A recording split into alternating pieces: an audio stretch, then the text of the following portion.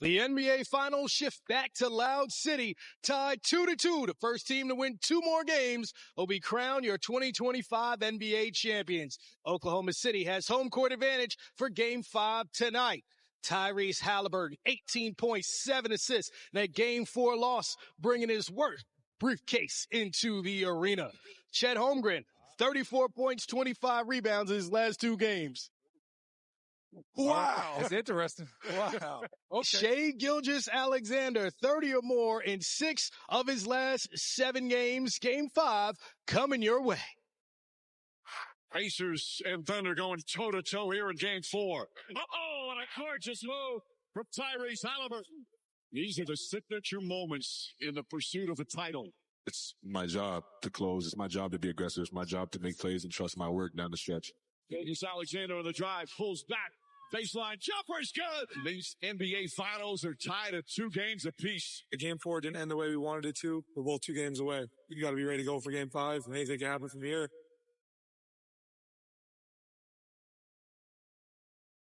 We've had 3 fourth-quarter comebacks in the first 4 games of these NBA Finals. It's a decisive Game 5. We know in the NBA Finals, when it's tied 2 games apiece, the winner of Game 5 has gone on to win the championship 74% of the time. Welcome to Game Time Live at the Finals, presented by YouTube TV. You see the 3 guys here. They've all won championships. Brendan Haywood, Channing Frye, and Steve Smith. I'm that other guy, Chris Miles. So, guys, this is our first final show together this year. So tell me, what's it like being back in this arena? You have memories of your championships. Well, it's always great. I mean, that's what we've all played for since we were little, to have this type of moment. And one thing I love about this, B. Wood and Channing, is 2-2. I mean, that Game 5 when it's 2-2, you get a chance to see all the adjustments. You're tired of your matchup. You're tired of what the coaches are saying. You just want to hoop. So I'm looking forward to this one. You know, I just appreciate the amount of coaching that's happening on a microcosm level. Every 3 minutes, every 6 minutes, you're not seeing these gigantic runs. And I think it's really, for people watching, is great studying. It's great studying about how to embrace your role and the star in your role, especially from guys like, Pascal Siakam and Miles Turner. I love the fact that everybody is fighting for every inch on that court. They're not giving up any space. It's all about, how can I slow you down? Listen, if you want to get to that spot, you got to fight to get there. It's physical. It's a little bit testy at times, and that's what the NBA Finals is all about. Yeah, we've had some great games. Let's take a look back at Game 4. And man, Obi Toppin playing like one of those super others, 17 points, helped the Pacers to build a 7-point lead in the fourth. But as I said a little earlier, no lead safe in this series. J-Dub for the Thunder is improving yet again, while he earned All-Star, All-NBA, All-Defensive Team honors. Thunder ended the game on a 12-1 run, but your MVP, your NBA leading scorer, Shai Gilgeous-Alexander, saved his best for last, had 15 of his 35 points in the fourth quarter. In fact, by himself, outscored the Indiana Pacers in the clutch. And we do remember that the Pacers had just a single clutch loss before this one here in this playoff run. Let's hear from SGA, who joined our Game Time crew after that Game 4. The defense collectively being able to shut them down, clamp down.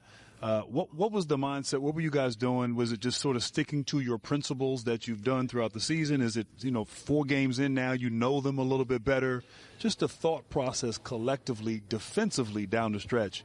Talk a little bit about that. Yeah, it's all about focus and intensity for us. Just sticking to our principle. I think you hit it on the nose. When we are locked in, when we're playing together defensively, when we're physical, when we're into the ball, really just to our identity is when we see the best version of ourselves. Tonight we didn't have it as much as we liked, and that's why the game was in their control for the most of it. But if we want to win this series, we got to control that end of the floor for sure and do a better job throughout the whole game. SGA, you all were down 2-1 going to Denver with a must-win, basically Game 4. Same situation here. How much did you reflect on that situation? And what was the conversation like in the locker room? Because you guys always seem like no matter what, y'all stay calm, cool, and collected. Yeah, we know we'd been here before. Now the stakes are a little bit different and the opponent's different, so you don't ever want to compare it too much. But every time you lose, especially the way we lost last game, there's things that you let slip. And our focus was to just try to be a better basketball team for the next game and take care of those things that slipped and weren't to our identity. And we didn't have it, like I said, for a full 48 tonight, but we got it in time and we were able to pull this one out.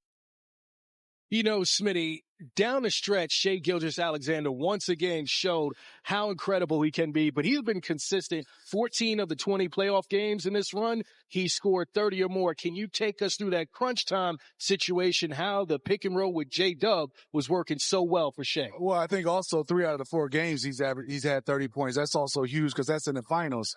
They've only screened for each other 3 times in games 1 through 3, 9 times in this game, 7 of them in the fourth quarter. What I love about it, you have 2 guys, so you have to pick your poison. Are you going to double one and each other gives them space? What makes SGA so good for me is here's a kid that can't get sped up, and I love what they're doing right now, catching it right here at the elbow because there's a pump fake or a drive, 2 dribbles. He doesn't have to bring it up and have to be ball hawked the entire game. Talking to his trainers, watching him play Shannon and B. Wood, one thing I love about him, his drives, after you cut him off, he makes some post-ups. Both guys shoot these floaters. He goes and he said, let me make a post-up. And then his strength, this might be a little bit of a chicken wing, but I don't mind it. Give him that.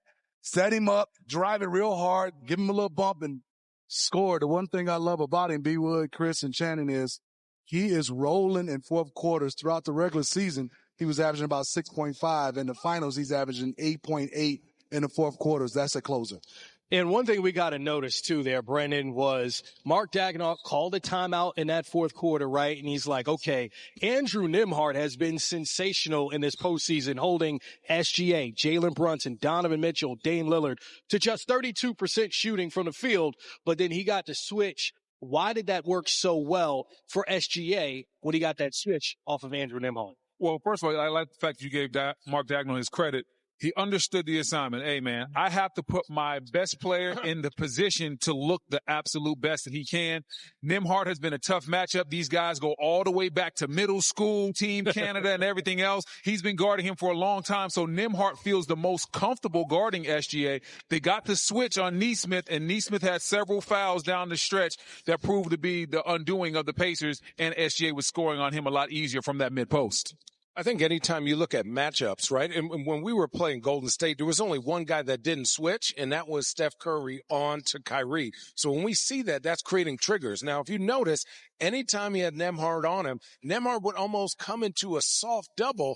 And to me, if I'm SGA, I'm going, that means Nesmith ain't too comfortable with me right here. Now, that little bit of edge is going to give you that little bit of confidence. And when you give the MVP that type of confidence going one-on-one, from anywhere close to that free throw line, that's an absolute bucket. Hey, but this is where the chess match comes in. I played for Rick Carlisle. Rick Carlisle will make the adjustment. He understands they're trying to get that switch. Look for Rick to throw something different. I'm not sure if that will be a trap. I'm not sure if that'll be a wild switch. But Rick Carlisle is not going to lose the exact same way that he lost last game. He's going to throw a different wrinkle into this game. You know, what I look at it is Nesmith is trying to stop SGA.